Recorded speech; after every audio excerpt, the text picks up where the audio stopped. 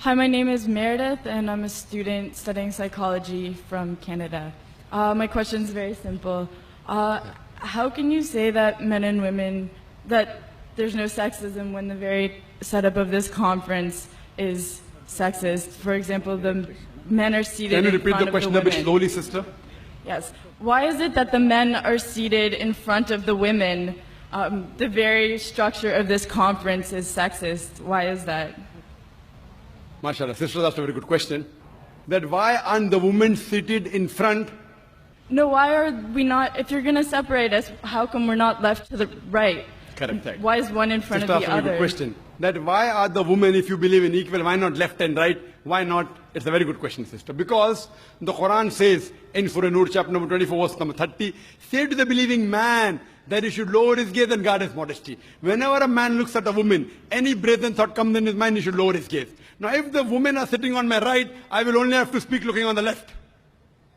You know, because I cannot look at them. Here I can look at everyone. Sister, I cannot see your face also from here. You may look at my direction. If you want to see me close, you can see on the screen there, no problem. But for me, the Quran says, the moment I look at a woman, I should lower my gaze. Unless she's my wife, or she's my mother, or she's my daughter. And if someone says that someone looks at a woman and nothing happens to him, then he requires a psychiatrist.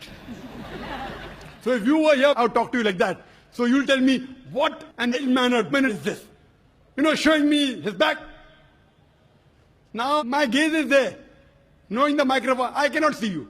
I can just see, okay, just a little bit here and there. So I'm maintaining my hijab. Now when we have lady speakers speaking, only ladies, front row, no problem. So what happens? Because it's a gent speaking, there are occasions, some occasions, then we have to keep a partition, and we can do that. And we have done that. But there's such a vast gathering, so many cameras, it will obstruct. So that's the reason, but in no way are we trying to say that the women are inferior. That's the reason you have got a screen close to you, mashallah, especially for sisters who are sitting a bit more behind, so you can get the view.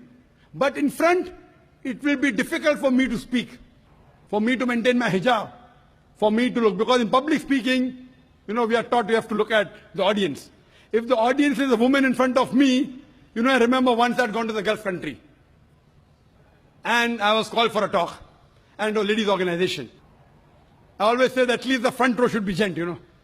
But they didn't do it. So half the talk I gave looking at the ground and balance half looking at the ceiling. Down, ceiling, up. Believe me, I was in hell. Not because I was in company of ladies. I was in hell because half my lecture I gave looking at the ground and half my lecture looking at the ceiling. I had to maintain my hijab. Here I can talk to the person, I can look at him, I can stare at him. If he's sleeping, I stare at him, he stops sleeping, you know. The public speaking. But with the ladies, therefore, it is for maintaining the hijab. So that's the reason, sister, it is not at all in any way trying to belittle them. And the reason we have given you one microphone instead of two, because we feel that the proportion is approximately 1/3, 2/3. That's the reason. But the moment last time when there were more ladies, we gave equal proportion. Hope that answers the question, sister. Thank you. Would you